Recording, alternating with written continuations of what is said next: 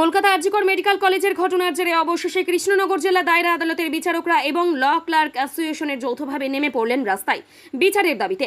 তাদের দাবি, যেখানে সারা রাজ্য জুড়ে মহিলাদের নারী স্বাধীনতার উন্নয়ন ঘটছে, শুধু তাই নয়, সারা রাজ্যে মহিলাদের সমস্ত রকম সুযোগ সুবিধা দেওয়া হয়, এই কি তার নমুনা? শুধুমাত্র বিচার চেয়ে কৃষ্ণনগর জেলা ও দায়রা আদালতের আইনজীবীরা এবং ল ক্লার্ক অ্যাসোসিয়েশনের উই ওয়ান্ট জাস্টিস এই স্লোগান রেখে তারা কৃষ্ণনগর শহর প্রদক্ষিণ করলেন। আজকে আমরা নদিয়া জেলা জজ কোর্ট কৃষ্ণনগর আদালতের সমগ্র আইনজীবী তথা ল ক্লার্ক অ্যাসোসিয়েশন সকলে একত্রিত হয়ে আরজিকর মেডিকেল কলেজের নৃশংস নির্মম বিভৎস ঘটনাটি ঘটলো তার প্রতিবাদে একত্রিত হয়েছে। নারী স্বাধীনতার উন্নয়ন ঘটেছে বলা হয় সমস্ত দিক থেকে মেয়েদের বিভিন্ন রকম সুযোগ সুবিধা দেওয়া হচ্ছে, এই কি তার নমুনা? যে মেয়েটি একটা অকালেই ঝরে গেল, একজন ডাক্তার, কতখানি মানবিক দৃষ্টিভঙ্গি নিয়ে আমাদের দেখা উচিত, সেই কারণে আমরা সকলে মিলে আজকের প্রতিবাদে একত্রিত হয়েছি। আমরা সকলে এর বিচার চাই, প্রকৃত সত্য উদ্ঘাটন হোক, এটাই আমাদের চাওয়া। আরজিকরের ঘটনা এখনো রেস কাটেনি। গতকালকে কালীগঞ্জে এরকমই একটা ঘটনা ঘটেছে, একজন নাবালিকা শিশু, যার বয়স মাত্র 4 মাস। দিন দিন ধরে এইসব ঘটনা তো বেড়েই চলেছে। আসলে প্রকৃত ঘটনা, প্রকৃত সত্য উদ্ঘাটন হয় না বলেই দিন দিন তাদের অপরাধের প্রবণতা বেড়ে চলেছে।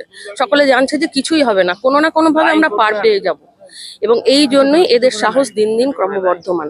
অতএব প্রকৃত এই ঘটনার প্রকৃত তদন্ত হলে, প্রকৃত সত্য বিচার হলে, দোষীরা যখন উপযুক্ত শাস্তি পাবে, এটা একটা প্রেসিডেন্ট হয়ে থাকবে।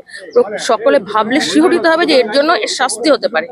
যখন যথাযথ শাস্তি হবে, তখন তারা এই ঘটনা পুনরাবৃত্তি ঘটাতে ভয় পাবে। আপনার নাম? মহুয়া চক্রবর্তী। আপনি? অ্যাডভোকেট, নদিয়া ডিস্ট্রিক্ট জাজেস কোর্ট, কৃষ্ণনগর। আমরা কৃষ্ণনগরের সমস্ত আইনজীবী ভাইরা, বন্ধুরা, মায়েরা, বোনেরা এবং পাশাপাশি আমাদের সঙ্গে ওতপ্রোতভাবে জড়িত ল ক্লার্কসরা, তারা আজকে আমরা পথে নেমেছি, এটা বলার কোনো অপেক্ষা রাখে না। গত 9 তারিখের ঘটনাকে আপনারা জানেন যে আরজিকরে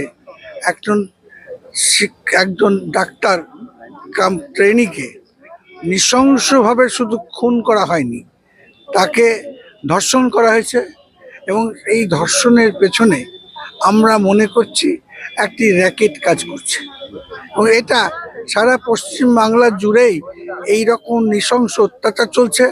তার কারণটা আমরা যতদূর জানতে পেরেছি যে শুধুমাত্র কতগুলো অসৎ লোক, তারা আরজিকর হাসপাতালে বসে তারা রাজনৈতিক ক্ষমতা বলে তারা এখানটায় বিভিন্ন রকম দুষ্কর্ম করত, সেই সেমিনার রুমের দুষ্কর্ম করত।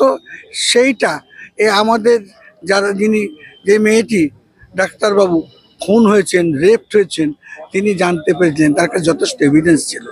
সেই এভিডেন্স লোপাট করার জন্যই, শুধুমাত্র এটাকে নিছক কোনো রেপ বললে হবে না, সেটাকে খুন করা হয়েছে সমস্ত এভিডেন্সকে লোপাট করার জন্য। এটা নারী জাতির যেমন কলঙ্ক, সারা পশ্চিম বাংলার মানুষের কাছে অত্যন্ত কলঙ্ক বলে আমরা মনে করছি, এবং আমরা আইনজীবীরা এর প্রতিবাদ করছি। সেই প্রতিবাদের সঙ্গে কণ্ঠ মিলে আজকে আমরা রাজপথে